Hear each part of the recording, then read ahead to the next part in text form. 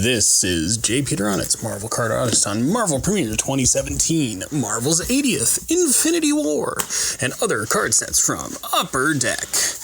You are listening to the Marvel Card Collectors Podcast with the infamous Ian Taylor and the notorious Norrin Rad.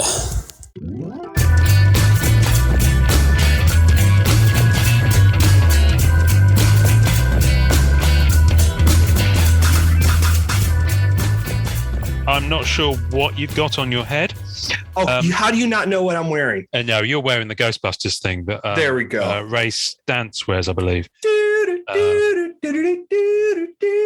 This is what happens when you record on Halloween. Oh, yeah, baby. Oh, dear me. Sunday, the 31st of October. Oh, you know that little Halloween sound machine that I had on the live episode? Is it back? No, it's not back, actually. I gave it to my 6-year-old this morning, and after 10 minutes, she said, Daddy, I'm really not sure about some of the noises on it. I think you should have it back. They're really scaring me. And I was really like, and you know what? Instinctively, I had a feeling she was going to bail on it when I gave it to her. But, yeah. Made me laugh anyway. She was going to bail on it. Yeah. So there's absolutely no way she's ready to watch Ghostbusters. No, she can't see. There's no way she's ready. No. Whereas you're going to do the entire episode wearing that, aren't you? I am. I was going to switch to my Mando helmet any minute. No. Keep it on. Keep it on. We're going to do both. It's brilliant. All right. I suppose I better start us off. Good. Hello, everybody. My name is Ian Taylor, and you are listening to the Marvel Card Collectors Podcast, your weekly digest of hobby goodness and supernatural terror. Brought to you by the Marvel Cards fan. Did you belch? What have you got on now? Have you got Indy's hat on? Is that Indy's hat? Yeah.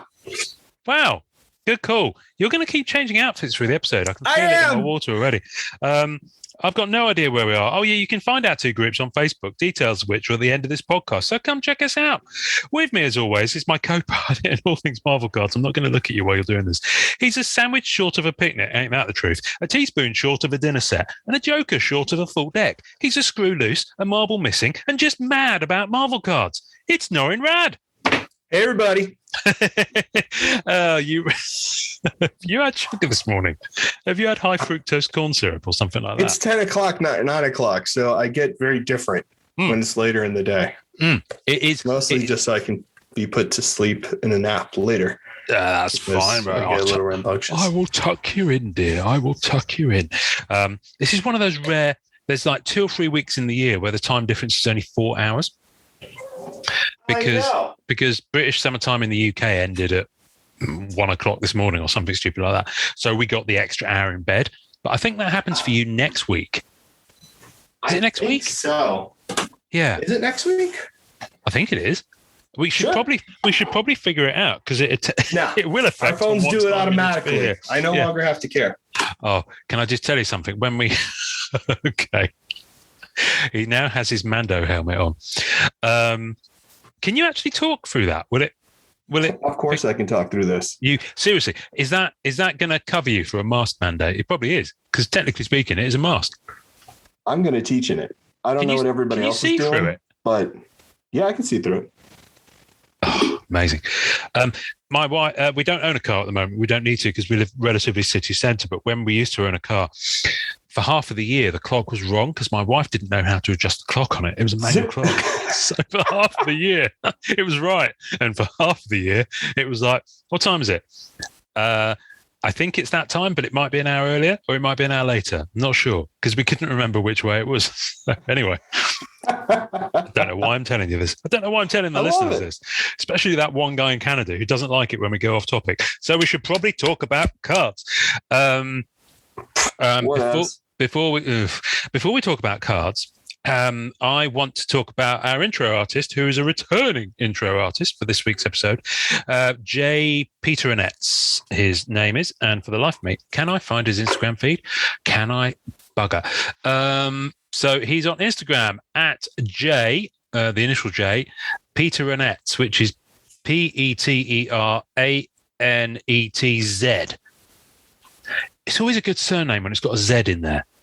I'm thinking Zed is a cool name. I'm thinking Winston Zedmore. I always like Zed from the Ghostbusters. Zed from the Ghostbusters. Winston Zeddemore. Oh, is that what it is? Zed? Yeah. Is that what that's short for? The fourth Ghostbuster. I know who the fourth Ghostbuster is, but I never heard him referred to as Zed. No, I didn't say his name was Zed. I said his surname had a Z in it. It starts with Z. I mean, yeah, a lot of names have Zeds in them. Yeah. I'm not sure where we are with this. I've no idea what's happened. I was trying to tie it back to Ghostbusters, but it didn't work. Anyway, you can find... who are you going to call? Jay. Who are you going to call? Jay Peteranetz on Instagram. That's who you're going to call to get a commission. Stat. Lovely guy. He's in the group. He collects some good stuff. He buys stuff on ePack. He trades stuff on ePack because he's posted a lot of it. And he's also got a really nice Silver Surfer sketch on his Instagram. Say what? Yeah, there's a really nice Silver Surfer sketch on his Instagram. I'm not looking at you. Oh, you've put your helmet back on again. I was looking at his Instagram. There. Oh dear. I love it when you dress up for me. Obviously, I dress up for you. We've been together for a long time. I got to keep it fresh. We have. Well, I'm one step short of resorting to the fishnets. Anyway, you can find Jay on Instagram. Go hit him up. Jay, are you on any sets coming up? Because obviously we've had a bit of a gap with set releases, so I'm not entirely sure whether he's on any of the newer sets coming out. But I'm sure we'll find out. But anyway, he's a lovely fella. So go and check out his Instagram and go get yourself a commission. It's good. I'm now scrolling through his Instagram. Jay does great. Oh, Jay sent me a sketch card of Silver Surfer. I have it. He's amazing. Yes. I had a feeling. How do I not remember? Yeah, because he was doing some warm-up sketches. That's very fair. In the group about a year ago. He's got an absolutely fantastic Black Cat on his feed, where he's done kind of an after J. Scott Campbell. Because quite a lot of artists did this a few months ago, because J. Scott Campbell rather publicly responded to someone who was criticizing his work. So it became a bit of a thing. And so loads of artists decided to kind of do a I guess a cover version of a J. Scott Campbell Spidey cover interesting. with MJ. And he obviously chose to do a Black Cat. So you can see that on his Instagram feed, which is cool. Fantastic. If anyone wants to draw a Black Cat, I'm all about that. Thank you very much indeed. So yeah. So what have you been up to? Because you were telling me that you've just completed a little mission that you've been on. Yes. So my mission, and I did accept it.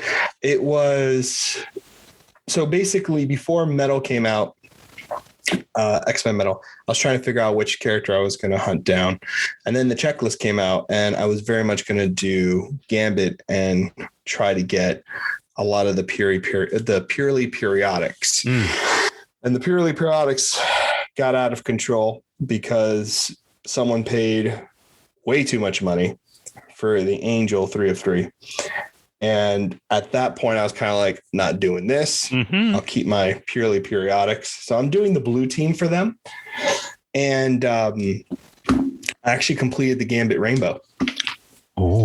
Oh, now tell me what that means in terms of that set, because that's so in terms of so many elements to it. Yes. So what I did was I didn't do the master where I got every Gambit card just because I'm not interested in a lot of the Gambit cards. I was only interested in the high series.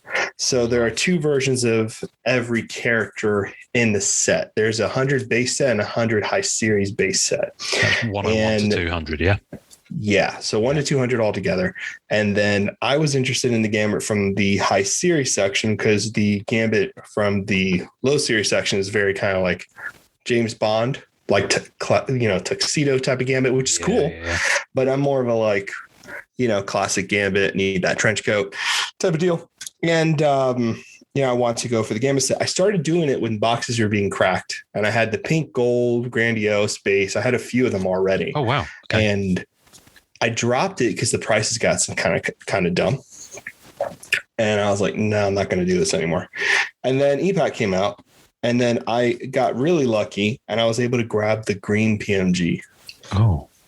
Right out of the gate, probably within 24 hours. Now, green is how many? That's out of 10. That's the PMG. Gotcha. So I was able to grab that within 24 hours, 48 hours, maybe. And then I was also able to get the Platinum Portrait, which I think is by far the best insert other than purely periodics and the gold medals. Now, you've got one of those fantastic. in hand. So tell me, I've seen some very mixed opinions about these, and this is the first time I've ever seen one actually physically being moved around.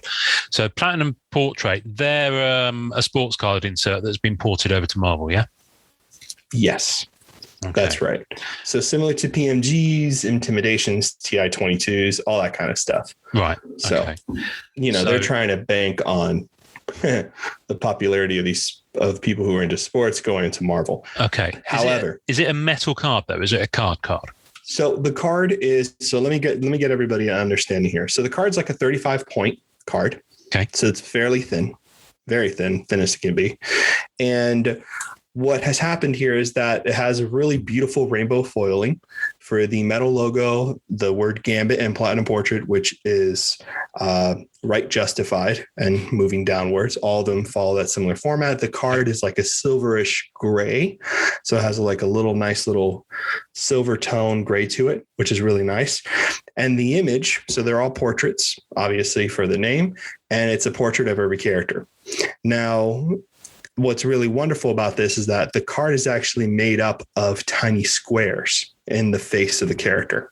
Right. Some are punched through, some are half punched through, some are punched through fully. And because of that kind of 8-bit kind of drawing there, it creates the illusion of the card showing Gambit's face fully when it's on a surface, a full surface. You see the character's face in dot form, and that's actually punched out through the cards. So the cards are very prone to damage.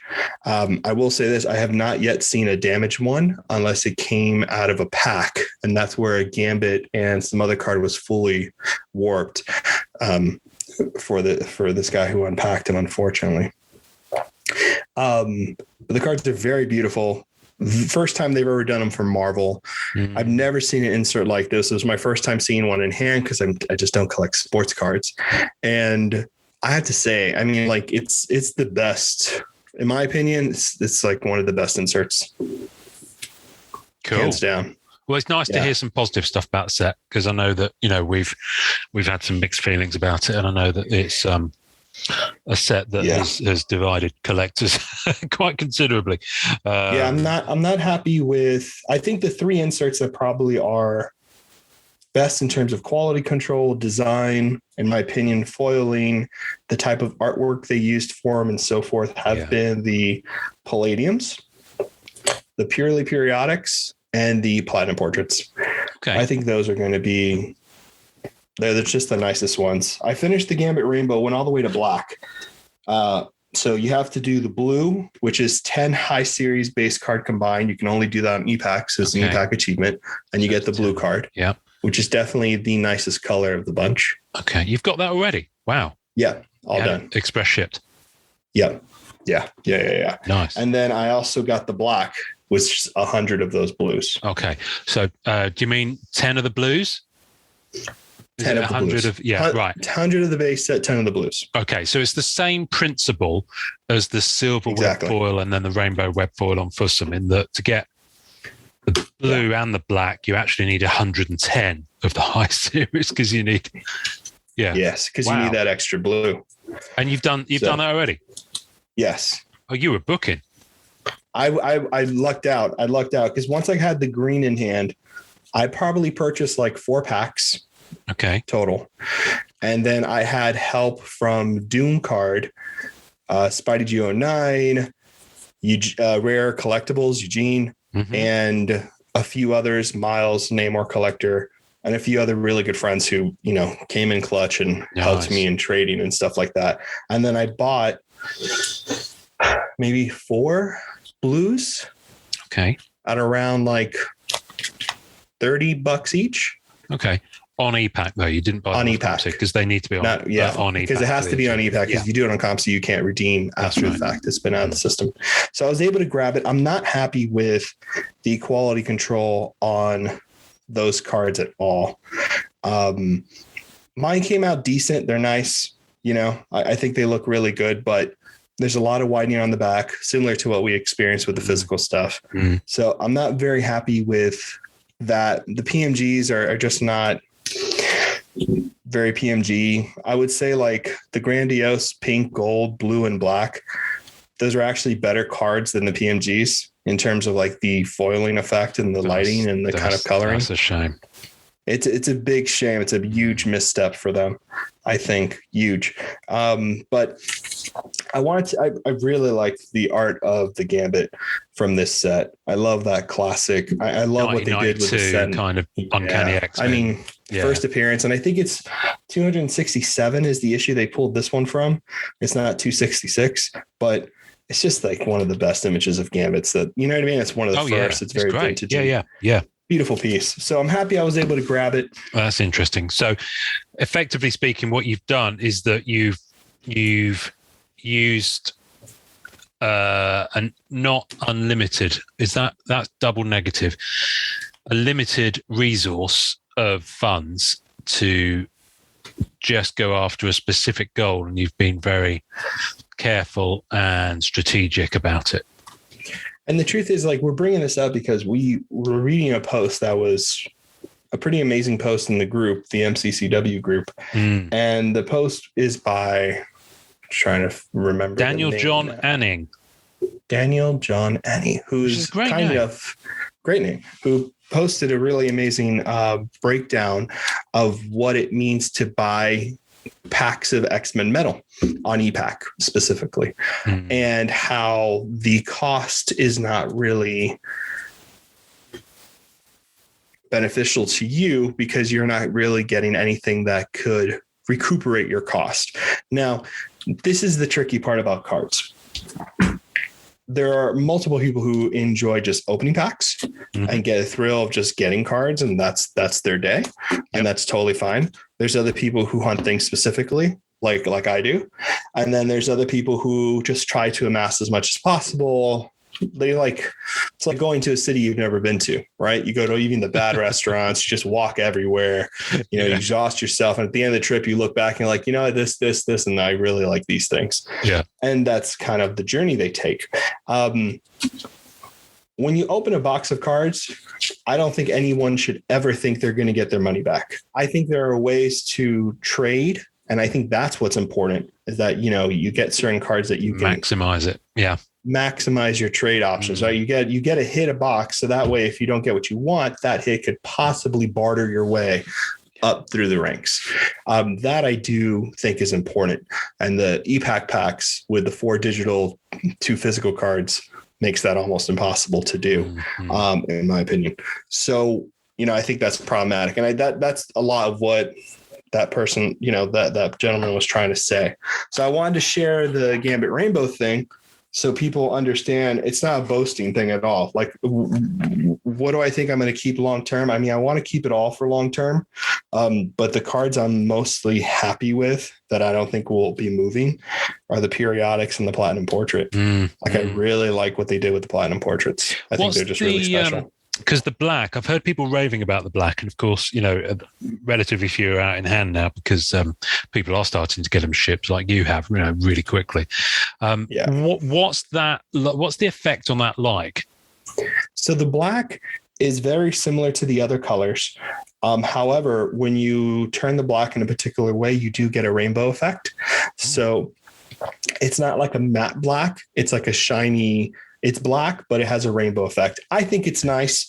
I think the real, I got to be honest, man. And this, I don't know how many people are going to agree with this. I do think the blue sticks out more than the black.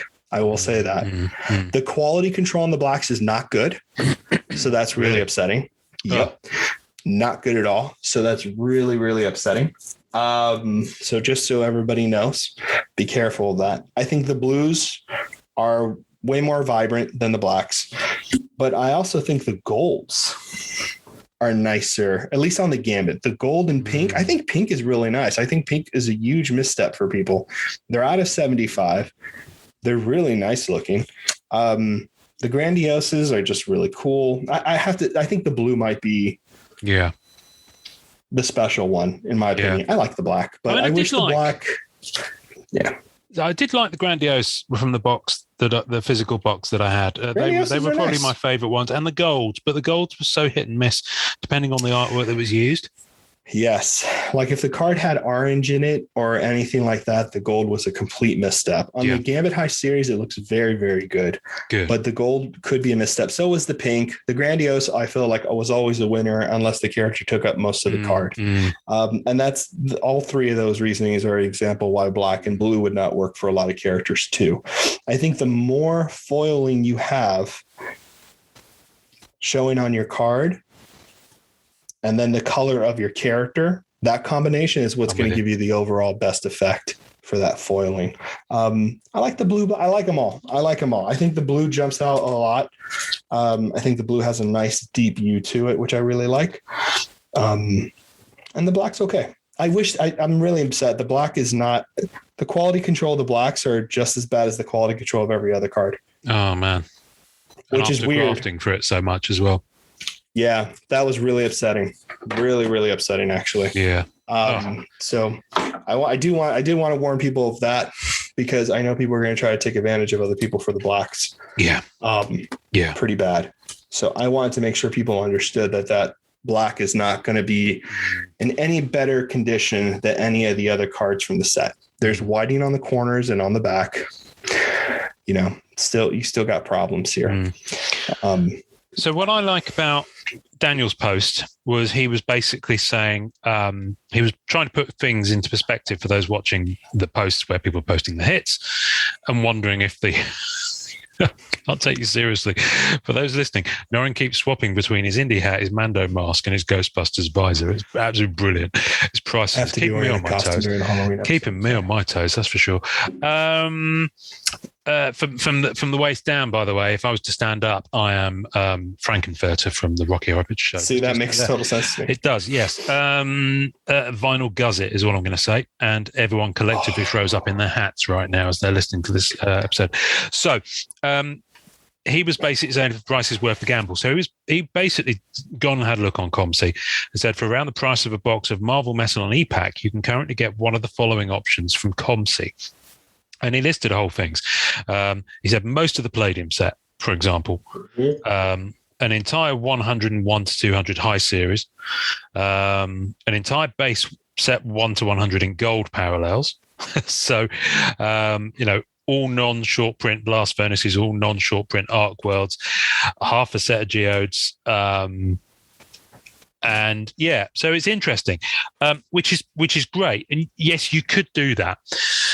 I think a few people have kind of said, well, that's fine if you're going to be a set build. But I think a lot of people are doing what you've done, which is go after a character and like rainbow it on, the various parallels and things like that, which in itself is quite a difficult journey because some people are going after characters that maybe aren't as popular. So I remember this from Clear Ultra Spider-Man when I was going after Ezekiel Sims. That's it. Ezekiel Sims was the easiest chase I love it. to a rainbow on E-Pack on Fear Ultra Spider-Man. I wouldn't say it's the easiest one, but because I had to play, I was like, you know what, I'm going to go for it. And I did it just to do it. And I've subsequently parted with the whole thing. I did the same with Mary Jane, and that was obviously a bit more difficult. And Black Cat took a long time to do. So it is very much dependent on the popularity of the character and or the appeal of the artwork. Now, the big difference, I guess, with Clear Ultra Spider-Man is that was all original art, whereas this isn't. So, albeit it uses a similar combination mechanic to get to those blues and the blacks as Clear Ultra Spider-Man, I would say it's a very different thing in terms of the overall quality of the set, both in terms of the artwork and in terms of the QA on the cards. Agreed. That being said, a similar market thing applies in that some people are going after characters and it's a relatively gentle climb, shall we say, on the treadmill when you go to your gym. Comparatively. Other people, on the other hand, it's like they're free climbing, the north face of Kilimanjaro with lederhosen on in minus 30-degree weather. Because it's that difficult to do, so the people that are going after the Wolverines, the people, yours was probably quite a difficult one. It was very difficult to do. If I didn't lock down the green, I never would have done it. Yeah. And even then, like what I paid for the green and like doing all this stuff. Yeah. It's a lot of money to throw into a set. So I'm not like super happy that the quality control is as bad as it is. Mm-hmm. Probably my happiest takeaway was the Platinum Portrait and the purely periodics. But I will say it's going to be it's a hard set for a lot of people, and I think that people are high series Wolverine is probably going to be like the Venom in Flare Ultra Spider-Man. Yeah, that's just going to be a nightmare for people. Indeed, the Spider-Man in Flare Ultra Spider-Man. The Spider-Man was just worse. The worst. But one of the interesting things, I think, if you're, and this we've said it before, that if you're set building with modern, as in the way that Upper Deck do it,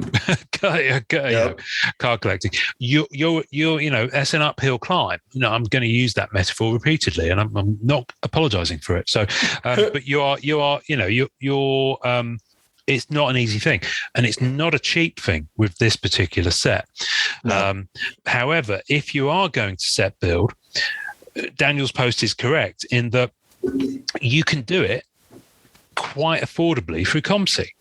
And you can do it that way without, pulling the gambling wheel.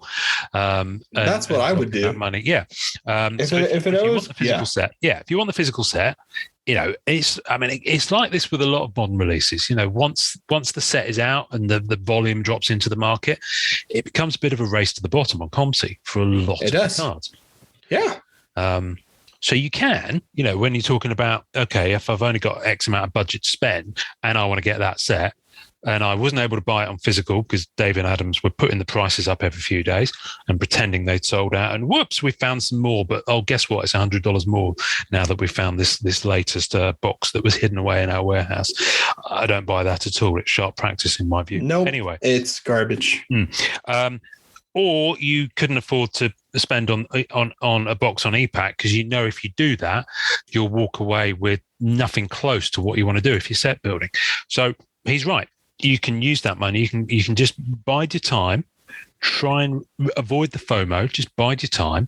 Go to ComC, pick it up there from all the people who can afford to and or are willing to, drop that money on buying the boxes. Or if you're a character collector, there's a number of ways you can do it. You can either, and I've seen you do this, and I've kind of done similar, but not as disciplined, and I've seen other people do it. You can maybe buy a box or two and then use that to exclusively and very strictly trade your way to. That's where character. I go. Yeah. Yeah. Now I'm not a chess player. I used to be, but I don't have these strategic. Well, and I didn't used to be too bad, and then I kind of took a break for 20 years, and then I played my wife about 10 years ago when we were on honeymoon. She thrashed me 5-0, and since then I've been so bitter about it I refuse to play again. But chess players, the best chess players or the better chess players are the ones who can think several moves ahead. Yeah. So, and I think that is the skill of EPAC. If you can think to yourself, okay, I'm not going to go straight from A to Z. I'm going to go from A to K to P to Z because I know that I can use that to trade for that, and that to trade for that. Are you good at that? I'm very good at that. I'm not the best. There are people who are better at me than I ever will be. But for me, my strategy is. It really just, a lot of it's luck. Like, I'm only physical. I was only like a box or two in, I think maybe I only bought a box or 2 boxes. And then on EPAC, I only bought 4 packs because I did not want to spend a lot of money on packs that had digital cards in them. That didn't make me, but I had 2 physical cards and a lot of digital cards. The 4 packs I tried, basically my logic was this, and hopefully this helps people.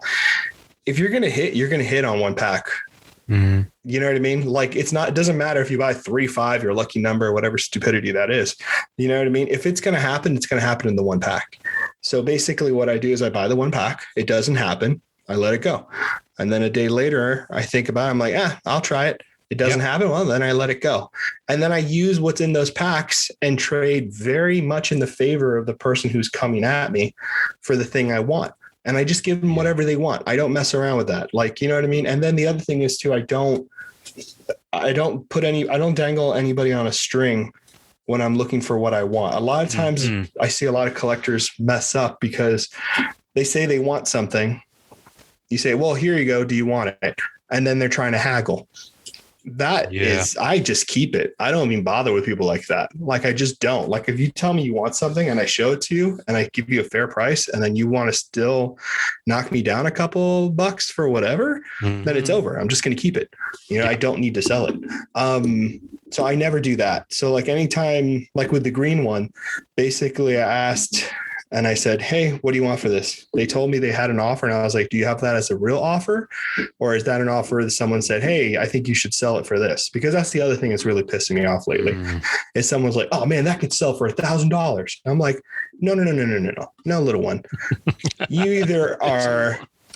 You are either saying, hey, I'm willing to pay that, or you're saying, hey, I'm speaking out of my, and I don't know how much it is, but you know, based on my limited knowledge, it's this X amount. That's not the way to do it. Cause I'm actually dealing with somebody now who's very nice, but they went really hard at EPAC, and I feel for them because they think each card they have is worth 3 times what anybody's willing to pay for it. Everyone thinks their shit is gold at the moment because they spent it. And that's the thing that ties back to the thing at the beginning. And this is something I've been kind of kicking around in my head for about a year now. Ever since Masterpieces 2020 dropped, is there's a serious expectation now from a lot of people buying. I'm not going to say everyone because that's not. Yeah. Once you sit down and think about it 5 minutes, you kind of realize that actually it's not a realistic expectation. The contents of your box should be, and there kind of feels like it feels like people feel that it's their right. What's the word? Obligated. Obligated. Yeah. That the contents of the box should be worth more than the box. Of course, that's not going to happen. You know, it's like never. Why no card manufacturer would do that ever? They would never do that. Yeah. That's not how that works. And you know, sometimes you do. You know, and that's the thing. And I think it's partly driven by the fact that you know people. There's a lot of people who buy it and think, okay, I want to get my money back on the box now and then some. And I just don't think if that's a mentality that you approach it with, and you can't afford to spend a lot of money, then I think you're always going to be disappointed. Obviously, when you know, and it comes back to, it's like spread betting. You know, if you're going to be doing a lot more bets, as in buying a lot more boxes, then you'll get to a position where, of course, you will be able to recoup or whatever, however you think about it. It's true. But think about it in terms of you know what you can do with that as trade collateral. That's what I do. Yeah. I mean, that's the best way to do it. The value of it as a trade item may actually be more, especially for those digital. All right. So if you do buy a pack of X-Men metal and 4 of the cards are digital, someone might be on the same journey that you were on with that Gambit. Yep. And so therefore, one of those digital cards may actually be worth a few physical or a lot more digital that you can then use somewhere else for someone else who you know is going after another character. So there's kind of ways to do it and really maximize what you're spending. Perfect example is I pulled a Grandiose base Wolverine. Mm-hmm. I traded that card for 5 high series Wolverines. Oh, good move. Right? Because the high series Wolverines can lead someone to a blue, and it's 5 of them. And 5 is a good enough number where it's like halfway to a blue, so it increases trade value. So then I think, you know, I thought that, and I had a lot of offers on the Grandiose base Wolverine, and it was going for about $60 on ComC. Well, it's for sale for $60, not that it costs $60. Yeah. Or the people are paying $60, yeah. But the high series Wolverines are going for like 50 cents on ComC, but on EPAC, those are, they're a lot more. Yeah. So I traded for the 5, and then I was able to get a sketch card out of it from the good graces of a good friend. Oh, and I had other offers on those. So someone offered me a pink, a blue, and something else that was pretty good for all 5 of those high series Wolverines. Right. So technically I'm getting value for them and a little more value for the Grandiose. And then I traded for a sketch, sold the sketch to a friend, and doubled the money on the Grandiose Wolverine that was sitting on ComC. Nice. And that was from 1 pack. And the reason I'm saying all this stuff, I lose a lot on EPAC. Everyone loses on EPAC. No one hits 1 pack and hits a banger. That doesn't happen. No matter what poster in our group, no matter the Yahoo who says this is a 1 pack hit. That's just not true. If it does happen, it's stupid luck. It's not the norm. And I say that because I don't want anybody. Yes, you're responsible for losing your own shirt. That's true. But there's also the psychological damage that's happening when you're just looking to hang out with friends and building up a hobby. And it very much gets in your head. And I believe that. Yeah. So the reason I'm saying this is because it's not so and this whole episode is not necessarily like a budget collecting thing because we've done that in the past or anything like that. It's pretty much brought up because of what someone posted in the group, which was talking about your better value is on ComC. That is true. Yeah. And there's also true to think of it as a strategic thing. I was going to go back to the 1 pack Wonder thing. The 1 pack Wonder would be great if it's the only pack you bought and then you walked away, but no one ever does that because a few days afterwards, a week afterwards, you're thinking, I wonder if I can do it again. So great. And human nature is no one can resist that. So you go back and you have another little go and you might do 2 packs this time and they're a bust, but you don't tell anyone that. So all of a sudden that's a 1 in 3 pack Wonder. Exactly. And then you might do another couple next week. 1 in 5 packs. So, I've got a similar thing. I've been nibbling away at the Upper Deck Aliens set. Yeah. And I just buy a couple of packs every now and again because it's if I'm going to pay for digital cards, $6 a pack, I'm more than happy to do. Yep. By and large. Makes a lot more sense. And that's much more of an acceptable ratio for me to go at. And I've maybe done over the past 3 months, probably about 20 packs. I'd say. Wow. But I haven't done them all at once. I've done maybe 1 every few days, maybe 2 a weekend, that kind of thing. And on a couple of occasions, I've been lucky enough to pull a Carrie Henn inscription autograph. Damn. On those packs.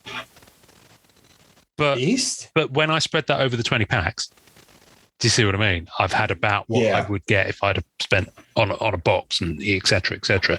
So you kind of think of it like that.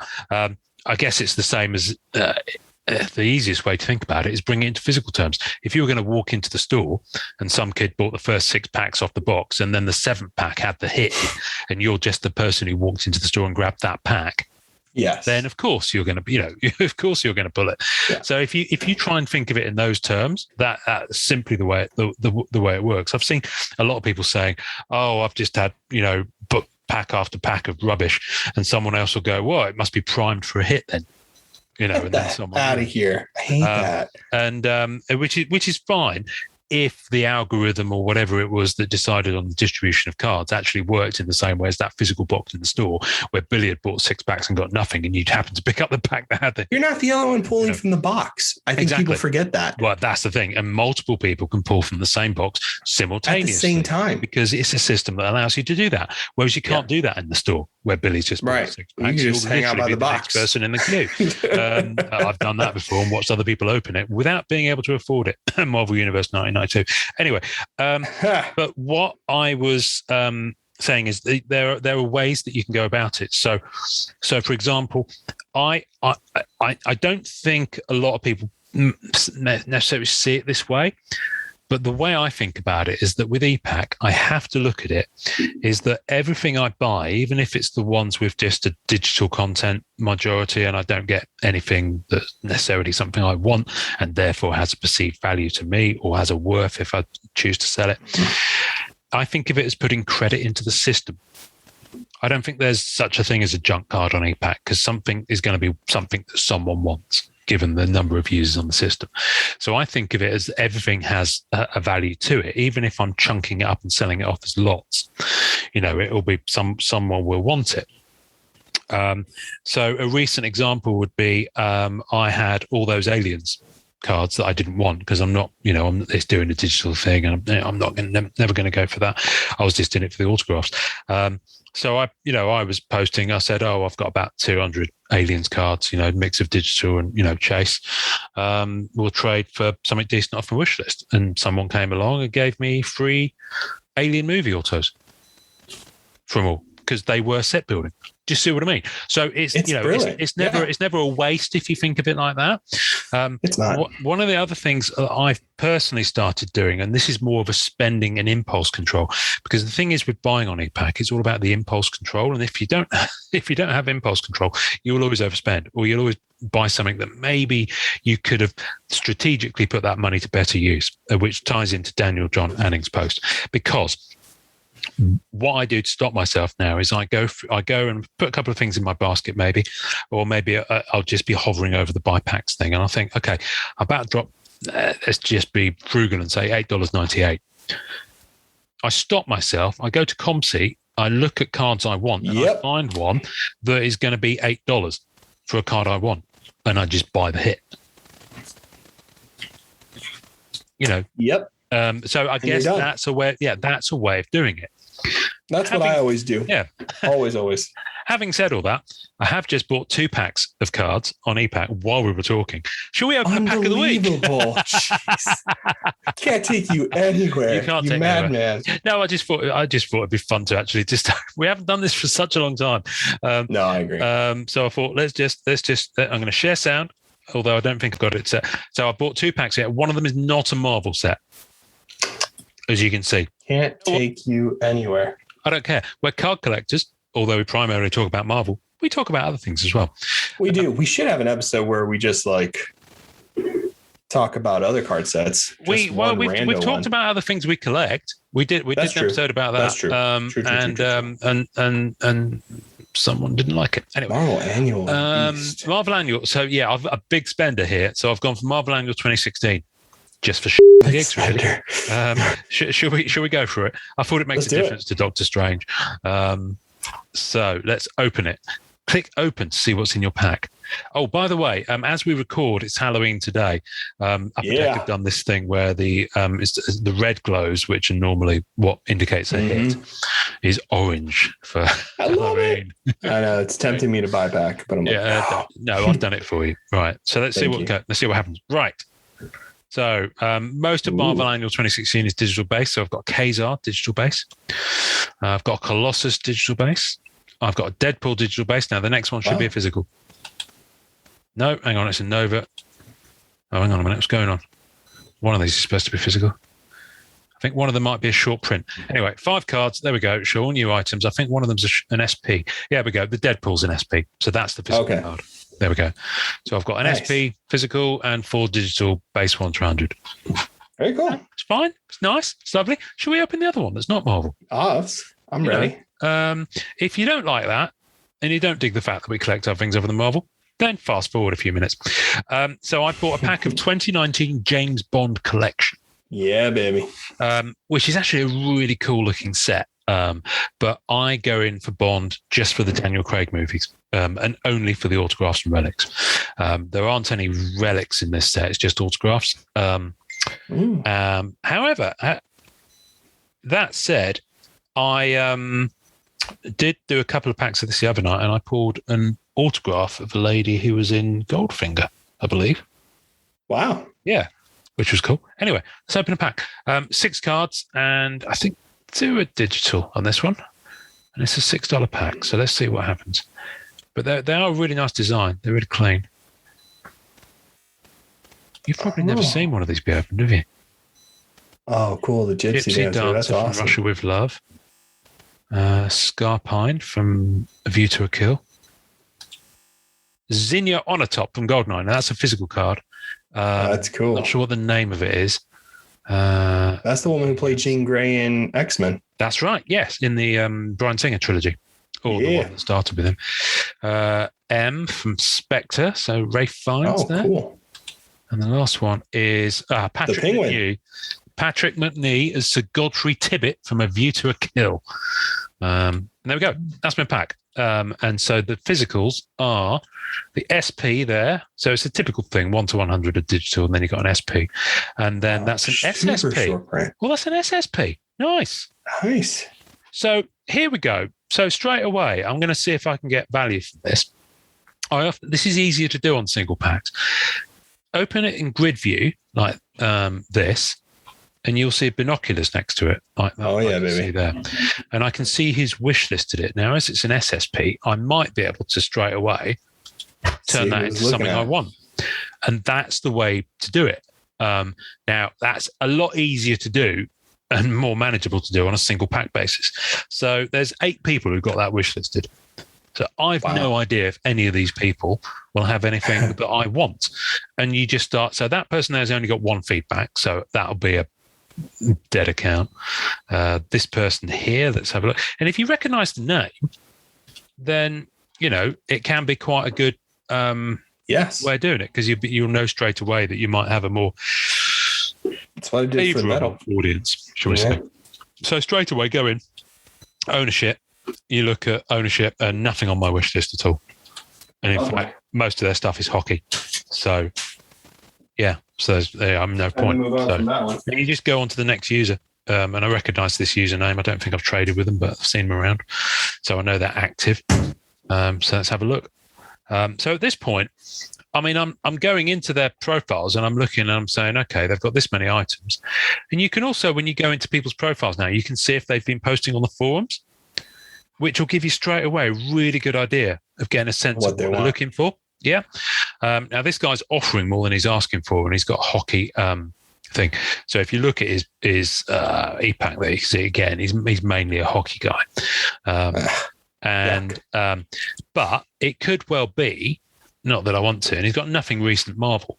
But if one of these guys has got some Marvel stuff, for example, or some Marvel X-Men Metal Universe, I could actually trade this older Bond set for something newer, Marvel X-Men Metal, and then use that Marvel X-Men Metal, which people are seeking right now, which is still a hotter product. Do you see what I mean? So that's the whole smart. Thinking several steps ahead kind of thing. And this guy has 2 X-Men Metal.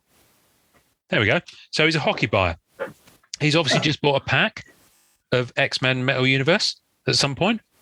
And he's got an Emma Frost High Series and a High Series Grandiose Parallel.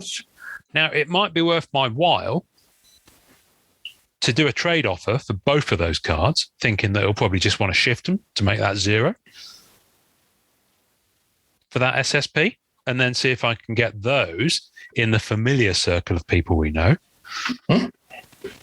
to upgrade. So I might do that. Do you see what I mean? So shall I give it a go? No. Don't do that. You have a short print. A short print, and you want a base high series and a grandiose of a no-name character? Don't do that. Are you crazy? Why not? What the is wrong with you, sir? You have a super short print. But look how few people have got it wishlisted. You're only by the 3rd person. You haven't looked everybody up yet. You have 3 more people on your list. That person's a dead account. Those 2 are sports. That person's a dead account. Look at the color. Let's go over here then.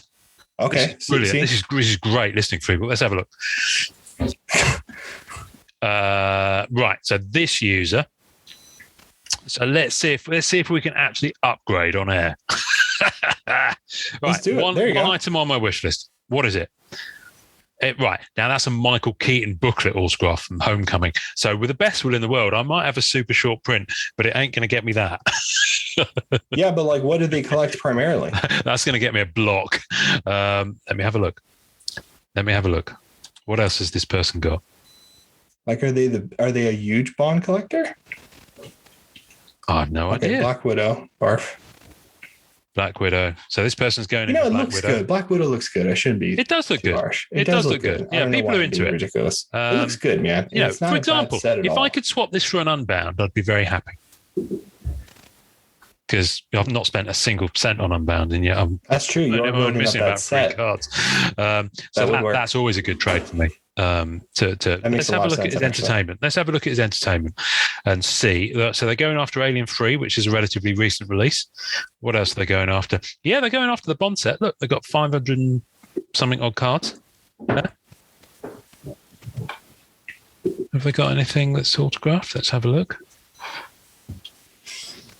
Yeah, they got some Alien. They got some James Bond autos.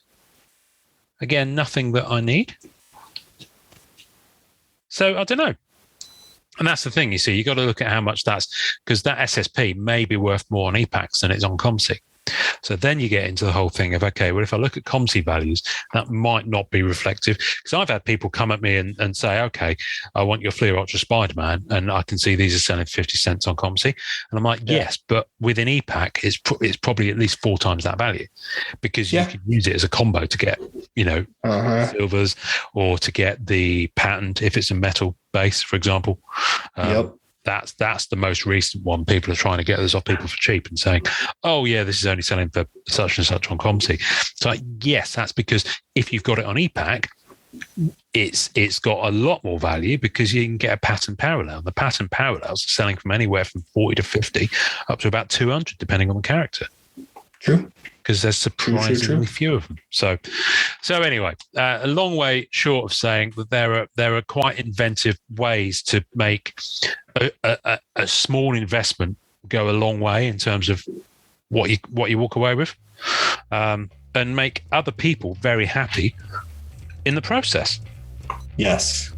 And ultimately, knowing that's what it's all about. Well, I think you're missing something. I think it's also about people enjoying collecting. Always, baby. Thanks for listening to the Marvel Card Collectors podcast. Visuals and tasting notes for each episode can be found on our Facebook page. You can subscribe and leave us a voicemail via our home on anchor.fm/MCCP. We're also on iTunes, Spotify, and all major podcast platforms. Please take a second to subscribe, like, and review our show wherever you get your podcasts. Our podcast can be found by Googling at the MCC Pod, which will also find us on Facebook, Twitter, YouTube, and Instagram. Our Facebook community is at MCCW, Marvel Card Collectors Worldwide, and MMC, Marvel Masterpieces Collectors. The great music we use is called Rocket Power by Kevin MacLeod. Thanks to the collectors, artists, and creators who support the Marvel Cards Fan Collective. We'll see you next time, and remember, it's a small hobby but a fun one.